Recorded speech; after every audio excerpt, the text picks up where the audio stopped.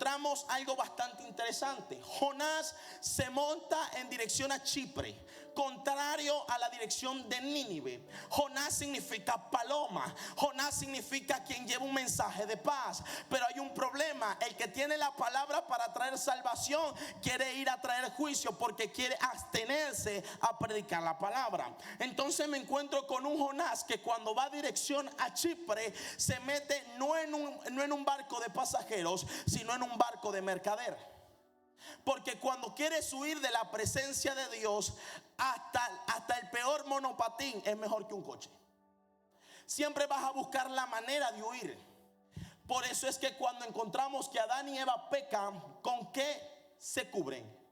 Con hojas. Qué interesante que ellos no buscaron otro material, sino hojas y de higuera. La hoja de higuera es muy fina, aunque sea grande. La hoja de higuera es muy obvia, aunque sea natural. Por lo tanto, Dios sabe que cuando pecamos, nuestra condición va a ser huir de su presencia. El problema de Jonás no estaba en el dolor que llevaba intrínseco por dentro. Estaba en la confrontación con su personalidad para encontrarse con el Dios de misericordia en Nínive. ¿Qué pasa? Cuando Jonás se monta en el barco de mercadería, se encuentra de que la gente que estaba en el barco no son hebreos. Son personas de diferentes culturas y nacionalidades, las cuales adoraban a diferentes dioses. Es decir, eran gente idólatra, gente que tenían a otros dioses como su Dios. Sin embargo, estaba tan confiado Jonás, porque hay gente que cuando Dios les da una asignación piensa que la asignación le vale para todo lugar. Pero déjame regalarte un dato: la asignación solo funciona donde Dios la destinó a funcionar. Usted puede ser pastor en Nueva Vida, puede ser profeta en Nueva Vida Pozuelo, y usted dice: yo soy profeta en Nueva Vida, y si yo me voy a la China, ahí seré profeta. Déjeme declararle que no. Porque la asignación de Dios solo funciona donde Dios lo destina. Por eso Jonás no pudo predicarles a los que estaban en la barca, aunque ellos se salvaron. Entienda que la asignación propaga esencia, pero no produce resultados ni fruto. Por lo tanto, Jonás había perdido su dirección. Diga conmigo: dirección. Cuando pierdes la dirección en tu alma, tu carne reacciona en desobediencia. Por eso es que cuando Adán come del fruto, lo que se le despierta es la conciencia. Es lo que se le conoce como la dianoia. El entendimiento se le entenebrece porque conoce el pecado y lo empieza a abrazar. Entonces Dios, cuando lo busca, él ya perdió la dirección y busca hacer otras cosas. Mire, entiéndame algo. Jonás no podía profetizar sin estar en el lugar de su asignación. Por lo tanto, había un grave problema de meterse en un barco. Si usted es bueno, voy a tomar este ejemplo. Esto me lo enseñó uno de los maestros discipulares allá en Venezuela, mi hermano Miguel. Me dice: ninguna iglesia es perfecta, Grenier, y si la encuentras, no te metas porque la dañas. Pensar que la iglesia perfecta existe nos da la capacidad de que al ser nosotros imperfectos no debemos entrar. Lo mismo pasa cuando tú tienes un llamado en obediencia y tú al desobedecer maldices a los que te rodean. Ayer hablábamos de que la tormenta la provocamos. Sin embargo, mira las consecuencias que estaba generando Jonás dentro de la barca. Dice la escritura que tuvieron temor, porque cuando Jonás delata su nombre, cuando Jonás denota su nombre, ellos se espantan, porque Jonás no dice: yo le creo al Dios del sol, ni le creo al Dios de la lluvia. Él le dijo: yo le creo al creador de todas las cosas. Y lo que tú no has entendido es que cuando tú tienes una asignación y un llamado, tú no fuiste llamado para hacer una X cosa. Tú fuiste llamado a ser hijo de Dios y a representar el cielo en la tierra. Por lo tanto, cuando la gente necesita sanidad, debería buscarte a ti. Cuando la gente necesita promesa, debería buscarte a ti. Pero cuando yo estoy en desobediencia, nadie me va a buscar, porque si se acerca a mí le puedo hacer pecar. Entonces ese era el problema de Jonás. El problema de Jonás no fue nada más irse, es que arrastró a todos los que le rodeaban en esa ida. Entonces, cuando echan suerte,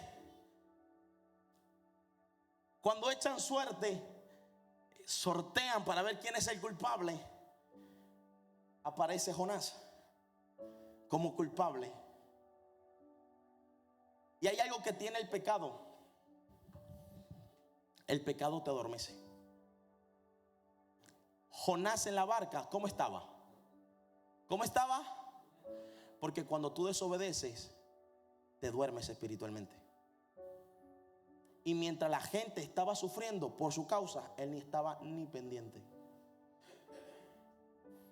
Entonces, mire el versículo 13.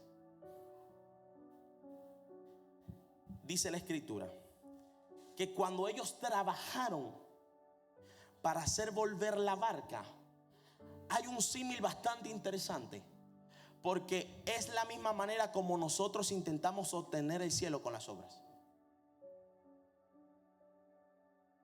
Cuando en nuestro alrededor hay maldiciones, cuando nuestras familias es un núcleo y un nido de problemas, necesitamos que alguien nos saque. Y hay gente que es tan orgullosa, porque eso se llama orgullo, ¿vale? Aunque usted diga, no, Graniel, no lo veo como orgullo. Cuando usted dice, yo lo haré por mis fuerzas, yo puedo, no va a ser así con mi familia, y lo quieres hacer con tus fuerzas, eso es un nivel de orgullo. Aunque no parezca petulante, es un nivel de orgullo. Y ese orgullo te lleva a intentar lograr también entrar al cielo. Usted le puede preguntar a cualquier persona, ¿cómo vas al cielo? Y va a decir, bueno, ser buena persona. Yo no mato, yo no robo, yo no le hago daño a nadie. Y todos nosotros aquí presentes, cuando estábamos en el mundo, decíamos lo mismo. ¿Cuántos me acompañan en ese amén? Decíamos, no, pero yo no soy malo. Yo no necesito ir a la iglesia para buscar de Dios. ¿Le parece familiar esas palabras? Pues esas palabras eran las que tenían estos embarcados en este barco, valga la redundancia. Estos marineros se encuentran en la disyuntiva de intentar lograr librar de una tormenta lo inevitable. ¿Sabes por qué? Porque la tormenta hace la representación de la ira de Dios. La ira de Dios es aquello que se genera cuando el hombre peca. En el libro de Proverbios y el libro de Salmos declara la escritura que Dios está enojado con el pecador todos los días. Cuando yo peco, hago que Dios se enoje. Diga conmigo, si peco, Dios se enoja. Pero hay un asunto. Dios todo ese enojo lo mete en algo llamado las copas de la ira. Esa fue la copa que Jesús se toma. Esa es la copa que Jesús iba casi a evitar, pero que se somete para tomarla. Esa copa, esas iras, era lo que representaba esa tormenta y esa tempestad. Porque la tempestad había sido resultado de la desobediencia. ¿De qué era el resultado de la tempestad? Por lo tanto, la ira de Dios es resultado de cuando yo desobedezco, enojo a Dios. Entonces es importante de que cuando yo enojo a Dios, Dios se vuelve mi enemigo. Estos hombres, al estar lejos de Dios, eran enemigos de Dios. Sin embargo, hay un hombre con una palabra que puede traer salvación, pero el hombre con la palabra de salvación no le predica, sino que duerme. Sin embargo, vea lo que pasa con la esencia del llamado. Cuando Jonás se despierta y declara su identidad, ellos temen, pero mira lo que dice la escritura. Y aquellos hombres trabajando, haciendo volver la nave a tierra, mas no pudieron, dice, porque el mar se iba embraveciendo más y más contra ellos. Entonces clamaron. Cuando tocas fondo es cuando clamas. Sin el proceso hay clamores que no son sinceros. Hay oraciones que son más sinceras en las cárceles y en los hospitales que en las iglesias. Porque la angustia brota tu alma más sincera. Le acabo de decir que Dios está enojado con el pecador, ¿verdad? Amén. ¿Sí? ¿Sí o no? Si no, lo buscamos por la palabra. Eso de que no, porque Dios ama al pecador y aborrece el pecado, eso es de Mahatma Gandhi, eso no está en la Biblia. El que peca es enemigo de Dios. Y por esa enemistad, Cristo vino a traer salvación. Sin Jesús no hay salvación. No, porque Dios escucha a todo el mundo. No. Dios escucha al que se arrepiente. Yo sé que esta predicación va a empezar a romper filosofías en las cabezas, pero aprenda esto: si no hay arrepentimiento, no hay oído de Dios que te atienda. Por eso es que los clamores en los hospitales, tú ves que la gente dice: Señor, yo sé que no te busco. Arrepentimiento. Señor, perdóname, pero esta vez te pido. Porque el hombre afuera sabe que si no se arrepiente, Dios no lo oye. Somos nosotros los cristianos que hemos creado la filosofía de que Dios oye a todo el mundo. Y Jonás sabía eso. Y los impíos en la nave también lo sabían. Porque ellos no le dijeron: clamaremos nosotros. ¿Qué dijo? Clama a tu Dios. ¿Ellos clamaron primero? No. Ellos le dijeron a Jonás: clama. Cuando usted está fuera en el mundo, ¿qué le dice la gente? Ora por mí. ¿Sí o no? ¿Por qué? ¿Por qué? Porque el pecado hace división entre ellos y Dios. Porque nosotros estábamos muertos en nuestros delitos y pecados. Pero hay algo que a mí me llama la atención. Y dice: te rogamos ahora, Jehová, que no perezcamos nosotros por la vida de este hombre, ni pongas sobre nosotros la sangre inocente. Porque tú, Jehová, has hecho como tú has querido. Diga conmigo: reconocer a Dios nos acerca a Él. Mira esto: reconocer a Dios nos acerca a Él. El problema es que si yo intento reconocer a Dios a mi manera, no me acerco a Dios. Por eso en las iglesias podemos encontrar gente que parece que aceptó a Jesús aquí en el altar, pero nunca sus vidas son transformadas afuera. Sin embargo, me encuentro marineros en medio de un mar que tuvieron que en medio de la necesidad clamar. No es más, mire esto: en el Salmo 107 encontramos un episodio bastante parecido. En el Salmo 107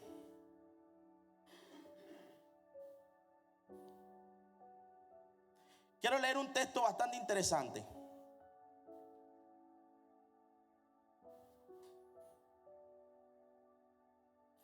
En el versículo 20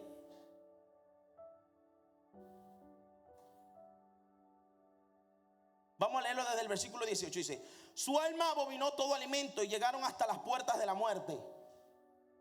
¿Sí? Si leemos el 17 dice: fueron afligidos los insensatos a causa del camino de su rebelión y a causa de sus maldades. Su alma abominó todo alimento y llegaron hasta las puertas de la muerte. 19. Pero clamaron. Diga conmigo: pero clamaron. Toda maldición generacional va hasta la cuarta. Pero si clamas, algo puede cambiar. Pero si clamas, diga conmigo: no puedo ser pasivo. Esto no es que no, porque yo estoy allí, bueno, Dios me rescatará. Hay gente que dice: todo tiene su tiempo. Pero si clamo, ya está. A Jehová en su angustia y lo libró de sus aflicciones. 20. Envió su palabra y los sanó y los libró de sus ruinas. No existe clamor hecho que Dios no responda. No existe clamor hecho que Dios no responda. Porque cuando hay un clamor, hay alguien que gime, hay alguien que grita, hay alguien que llora, hay alguien que se humilla. Y ahí es donde yo quiero entrar. En Lucas, en el capítulo 18, Jesús declara una parábola bastante interesante.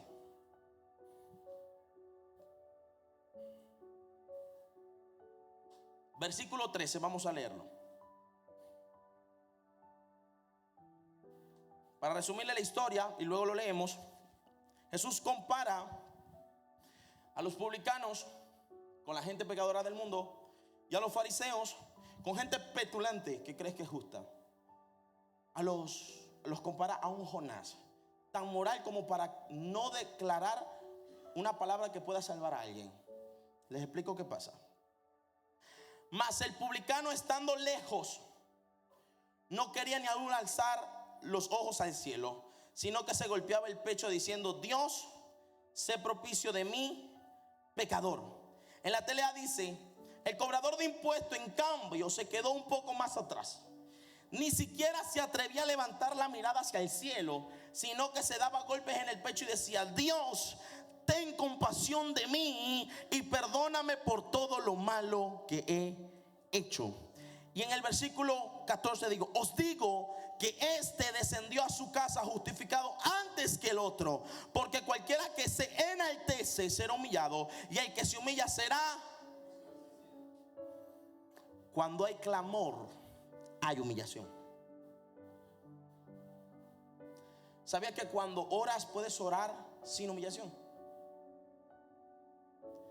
Encontramos un publicano que hizo: Dios mío, gracias, porque no soy como los demás.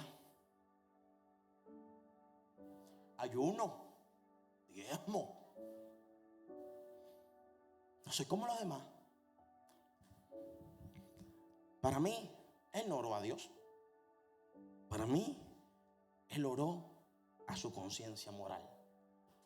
Sin embargo, hay un hombre publicano, un marinero. Imagínense que el publicano son los marineros, que quedándose un poquito más atrás, diga conmigo, un poquito rezagados. Hay momentos donde tal vez te sientas un poco rezagado por la culpa que ha tocado tu vida. Tal vez te has sentido rezagado porque estás luchando con algún pecado oculto y no has podido confesarlo. A lo mejor te sientes rezagado porque hay un problema en tu casa y no puedes luchar contra él. Rezagado porque tienes hijos a lo mejor apartados y no has podido lidiar con ellos. Pero hoy quiero declararte algo, de que aunque te hayas quedado rezagado, si tan solo clamas, Dios es capaz de socorrerte. Dios no está esperando que tú busques una obra buena para él atenderte. Solo está buscando que tú te humilles, porque Él atiende el clamor del que se arrepiente. Él no atiende el clamor de los que son altivos. La Biblia declara que Él da más gracia a los que son humildes. Santiago 4:6 dice de que Él da gracia a los que son. ¿Será que soy humilde cuando oro? ¿Será que cuando yo entro, porque la Biblia dice puedo entrar confiadamente al trono? ¿Sabía que cuando alguien entraba ante el trono de un rey, si el rey no lo mandaba a llamar, lo mandaba a matar? Eso es lo que dice el libro de Esther. Si el rey no extendía el báculo, si Artajerjes no extendía el báculo sobre Esther, ¿sabe qué pasaba? La mataba. Pero la Biblia nos invita a acceder al trono del rey confiadamente, porque Él no nos va a matar. Jesús dijo: porque el que viene a mí, yo no le echo fuera. ¿Cuál es la condición? Venir a mí. ¿Cuál es la condición? No es vivir como que yo quiero. ¿Será de que si los marineros siguen haciéndolo a su manera, hubiesen logrado algo? Se pierde la nave, se pierden ellos, se pierde todo. Pero ellos entendieron que sin Dios no había nada. ¿Será que hay áreas de tu vida que estás luchando sin Jesús? ¿Que estás pensando que es la gracia que está sobre ti? ¿O será que es su gracia que es la que tiene que venir sobre ti? Dios no atiende corazones altivos. Si usted quiere ser atendido, el apóstol Pedro dice: someteos bajo la poderosa mano de Dios, y Él a su tiempo los exaltará. ¿Hay alguien aquí que quiera ser exaltado? ¿Hay alguien aquí que quiere que Dios le honre? ¿O quiere honra humana? ¿Hay alguien aquí que quiere que Dios le honre? Porque ¿sabes qué pasa? Que a veces decimos: yo quiero que Dios me honre. ¿Tú estás seguro?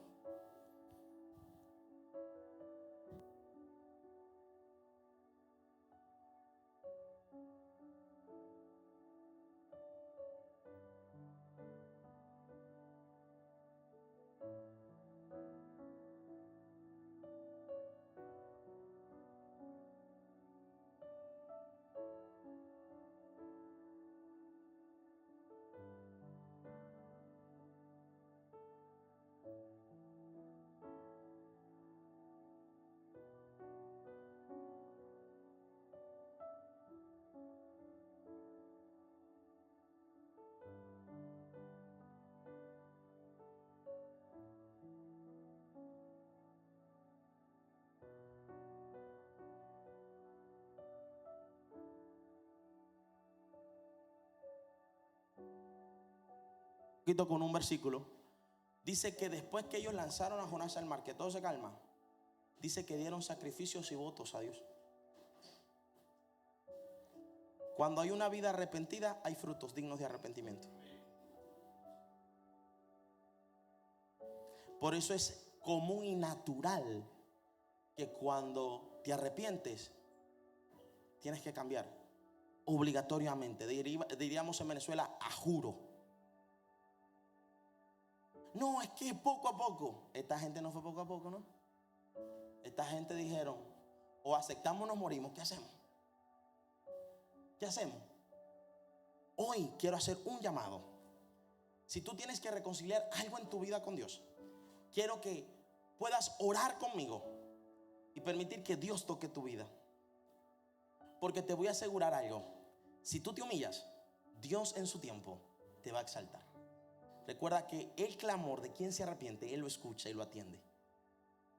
Luchemos contra toda altivez, toda soberbia. Dice el apóstol Pablo, dice, derribando todo argumento, altivez que se levanta contra el conocimiento de Dios, y llevando todos los pensamientos cautivos en obediencia a Cristo. Si usted está aquí, es porque usted es de Dios. Porque el que es de Dios, la palabra de Dios escucha. Así que quiero orar con ustedes. Padre, te doy gracias. Señor, una vez más, Señor, hemos cumplido lo que tú nos has declarado en tu palabra. Y es enseñar, mi Dios, lo que tú nos enseñaste. Hoy nos acercamos en arrepentimiento. Y nos humillamos, oh Dios, porque queremos ser ministrados por tu presencia. Te pedimos perdón por todos nuestros pecados, oh Señor, y clamamos misericordia por todas nuestras maldades. Como lo dice el Salmo 19, Señor, ¿quién conocerá sus errores más profundos? Tú, Jehová, que lo conoces, líbranos de ellos. Perdona nuestro corazón de toda soberbia, Señor, y que sean gratos, Señor, mis palabras delante de ti. Señor, limpia nuestra boca porque ofendemos sin darnos cuenta. Señor, lava nuestros pensamientos porque le hemos dado rienda suelta a cosas, Señor, que no nos edifican. Reconocemos que somos polvo y desde el cabo de la tierra oramos, Señor, y clamamos con voz en cuello pidiéndote misericordia. Redarguye los corazones, Espíritu Santo. Tú convences de pecado, de justicia y de juicio. Declaramos que los cielos se abren sobre la cabeza de los que se arrepienten, Señor, y tú estás, Señor, viniendo, Señor, por los quebrantados de corazón. Tu palabra dice que no has venido por justos, sino por pecadores al arrepentimiento.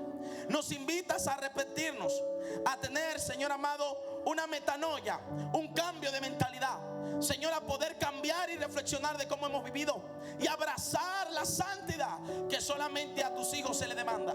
Somos hijos amados y creemos, mi Dios, que en ti somos justicia de Dios. Creemos que tú nos has limpiado y nos has purificado por tu sangre. No ha sido nuestra obra de justicia, sino la obra justiciera de Cristo en la cruz. Clamamos por la sangre de Cristo y declaramos cielos abiertos sobre todos los presentes. Señor, toda estructura que estaba atando los corazones, hoy la desechamos en el nombre de Jesús y abrazamos tu palabra, palabra de fe, palabra de libertad, en el nombre poderoso de Jesús. Oramos para que tu presencia nos ministre. Quisiera que usted pueda levantar allí un minuto de alabanza, de agradecimiento a Dios por su misericordia, porque Él está escuchando el clamor del que se quebranta y el que se humilla. Que Él está escuchando a usted porque usted se está humillando, se está quebrantando. Invite al Espíritu Santo a dominar su vida. Invite al Espíritu Santo a dominar su casa. Invite al Espíritu Santo a dominar su familia. En el poderoso nombre de Jesús. Sé bienvenido, Señor. Ministranos, ministra a los que se conectaron. Ministra, Señor, a los presentes. Ministra mi vida. En el nombre de Jesús oramos y te damos toda la gloria, te damos toda la honra y te damos toda la alabanza, porque tú lo mereces, Señor. En el nombre de Jesús. Amén y amén. Préndele las palmas al Rey con gozo. Gracias por venir. Su esfuerzo vale. Tome la posibilidad de venir mañana.